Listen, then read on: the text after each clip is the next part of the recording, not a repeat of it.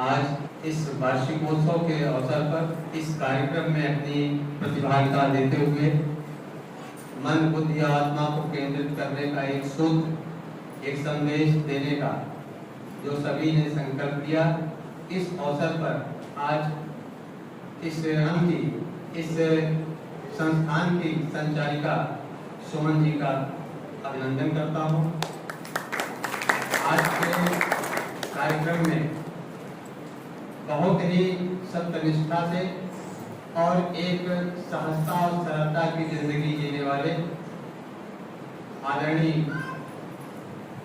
राजेश कुमार सिंह जी, उप जिलाधिकारी घोरावल, जायसवाल जी,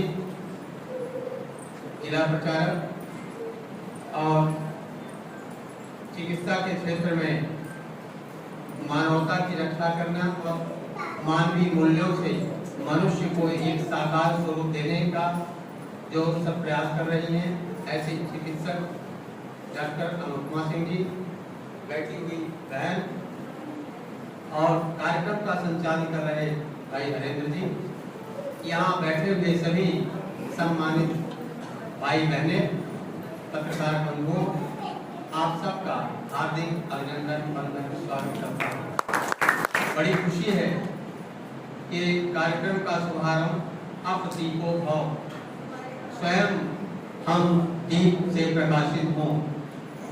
दीप जलता है, अंधकार को मिटाता है, लेकिन जो मन के अंदर अंधकार है, जो अज्ञानता का अंधकार है, उसको ज्ञान के दीपक से जलाने की आवश्यकता है। यह एक बहुत बड़ी जगह है, यह बहुत बड़ा महत्वपूर्ण स्थान है जहाँ पर ध्यान को केंद्रित करते हुए, ध्यान योग का मतलब ही है जोड़ना, मन और आत्मा बुद्धि को एकीकृत करने का एक ऐसा स्थान जहां पर हम तमाम विषमताओं से अलग होकर समता की तरफ, समानता की तरफ समता मूलक सिद्धांतों की तरफ हम मुड़ते हैं। निश्चित रूप से हमारे कुछ जीवन मूल्य हैं, उन जीवन मूल्यों को हम कहां से कहां तक पहुंचाते जा रहे हैं।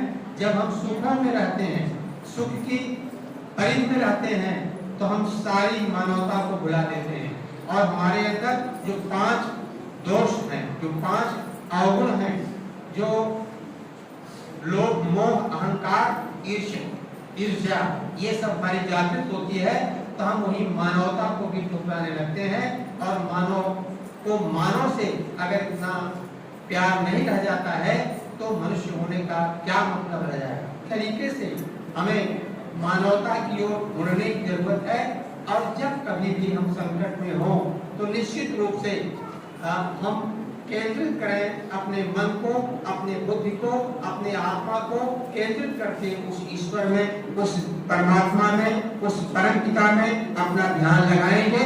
वह निश्चित रूप से हमें कुछ हमारा सहयोग करेगा। और जब हम किसी चीज की मांग करते हैं तो मांग पर ईश्वर कुछ नहीं देता, मांगना नहीं है, वह तो सब जानता है। आपकी सद्बुद्धि भी आपको ही देता है और आपके अंदर दुर्बुद्धि का भी विकार आपके अंदर पैदा करता है।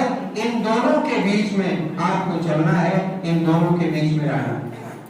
मैं इस संस्थान से बहुधा जुड़ा रहता हूँ और भाई हरेंद्र जी के साथ बहन सुमन जी भी थी, सभी लोग हम लोग माउंट आबू भी गए थे। माउंट आबू में हमने जो बात देखी वो शायद दुनिया के किसी कोने में नहीं। माउंट आबू में वह सफाई, वह व्यवस्था, वह आपसी प्रेम, सद्भावना, करुणा, ममता, हर चीज और सहयोग, ये वहाँ पर बहुत प्रचुरता से देखने को मिला। वहाँ के लोगों में ये देखा हमने कि राजस्थान के लोग कितने बड़े सेवक हैं, शायद हिंदुस्तान के किसी कोने में उतने बड़े सेवक नहीं हैं।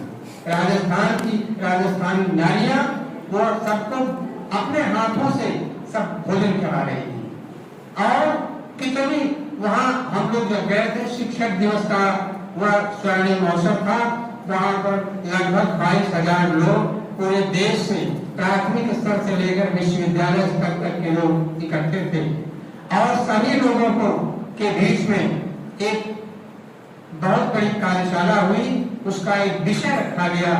वह विषय यह था कि वैल्यू एजुकेशन थ्रू स्पिरिचुअलिज्म, अध्यात्म के माध्यम से मूल्य शिक्षा कैसे दी जाए। आप जानते हैं कि बच्चा जब माँ के गर्भ में होता है वहीं से उसकी शिक्षा प्रारंभ हो जाती है। और वह शिक्षा कौन देता है? उसकी माँ की जितनी खान पान, उसके आचरण व्यवहार, वहां से उसकी शिक्षा प्रारंभ हो जाती है। आपने अभिमन्यु के बारे में सुना होगा, वह गर्भ से ही बहुत कुछ गुणों को जान गया। तो माँ जितना बड़ा संस्कार दे सकती है, दुनिया का कोई अध्यापक और दुनिया की कोई संस्कृति उसको संस्कारित नहीं कर सकती है। और बच्चे में जितने भी गुण हैं, उन गुणों को सद्गुणों के रूप में बदलने का कार्य माँ ही करती है। इसलिए ऐसी माताएं जिनके कोर से ये हमारे बच्चे बाहर धरती पर पैदा हो रहे हैं, उनको मैं प्रणाम निवेदित करता हूँ कि उनकी कृपा से, उनके सहयोग से, उनके व्यवहार से, उनके आचरण से निश्चित रूप से एक अच्छी संतति का जन्म होता है और हम आगे बढ़ते चले जाते हैं। मैं जब वहां गया था तो हमने एक बात कही थी कि चेतन ज्ञान गंगा की पावन स्थली में किस तरीके से एक बीज की कल्पना की जाए। दुनिया का सबसे छोटा बीज पीपल का बीज होता है और बरगद का बीज होता है, लेकिन उसका जो वृक्ष होता है वो बहुत विशाल होता है और बहुवर्षीय होता है। उसका अंत जल्दी नहीं होता है, क्योंकि जो बरगद का पेड़ होता है कई कई हजार वर्ष तक वो चलता है। और वह एक वृक्ष जो है उसकी तमाम तने झुक करके वो जड़ स्वरूप बन जाते हैं और वह एक अमरता का संदेश देता है। तो इस तरीके से ये जो हमारा प्रगति ईश्वरीय विश्वविद्यालय के तत्वावधान में ये जो पूरे देश को शांति का संदेश दिया जा रहा है, ये पूरे हम सब के लिए बहुत गौरवशाली क्षण पैदा करने वाला है। और हमें अपने आत्मिक मूल्यों को, आत्म मूल्यों को, आत्म विवेचन को, आत्म दर्शन को, आत्म मूल्यांकन को अग्रेसित करने में एक बहुत बड़ा सहयोगी बनता है। इसलिए हमें दूसरे के अंदर बुराइयों को नहीं देखने की आवश्यकता है। अगर हमें देखना है तो दूसरे की अच्छाइयों को देखें और बुराइयां ढूंढना है तो हम अपने अंदर ढूंढें। तो शायद हम एक मनुष्य का जीवन जी पाएंगे और मनुष्यता तभी स्थापित होगी जब हम सबके अंदर जो भी गुण है उन गुणों को हम आचरण में ले आए और उन गुणों से अपने को अभिभूत करें और अपने को भी अच्छे गुणों से आगे बढ़ाएं। और सद्गुणों, हमारे अंदर जो सद्गुण है वही हमारे लिए हीरा है और जो दुर्गुण है वही पत्थर है। तो सद्गुण और गुण ये दोनों हीरा और पत्थर के प्रतिरूप हैं। इनको हमें बनाने की आवश्यकता है, इनको बरतने की आवश्यकता है। मैं इस अवसर पर इस बरतानी भवन चलने की और इसको इसी तरीके से मानवता का संचार करने और मानवीय मूल्यों के विस्तार कर भारतीय अस्मिता को, भारतीय संस्कृति को और दुनिया की मानवता को, मानव से मानव को मिलाने की संस्कृति को यह बराबर अग्रेसित करता रहे। इसी शुभकामना के साथ मैं आप सबका अभिनंदन करते हुए अपनी वाणी को विराम देता हूँ। जय भारत।